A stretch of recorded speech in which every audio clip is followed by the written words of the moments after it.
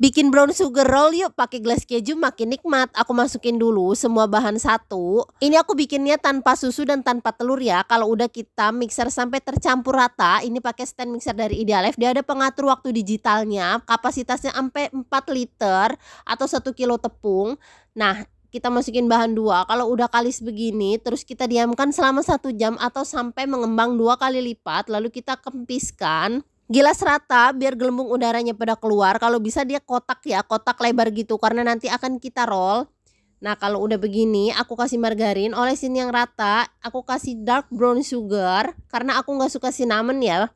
Opsional, kalian boleh tambahin cinnamon. Aku kasih kacang tanah yang udah disangrai dan juga Milo, lalu aku roll deh kayak begini nih. Pelan-pelan aja, lalu kita potongnya pakai benang biar makin rapi ya. Liatin, cakep banget kan hasil potongannya. Kalau pakai pisau dia suka meletot-meletot gitu. Kita tata di loyang, diamkan lagi selama 15 menit. Next, aku oven pakai air fryer 6-in-1 by Idealife. Dia ini multifungsi banget, bisa buat manggang dan juga nge-air fryer ataupun nge-oven. Udah matang, kita angkat. Terus aku siapin deh nih bahan glaze kejunya. Ini enak banget, kalian jangan skip ini ya. Nah, siap disajiin deh sama glaze kejunya. Ini enak banget, kalian harus cobain. Ini bisa banget buat temen sarapan juga. All cookware di video by Idealife.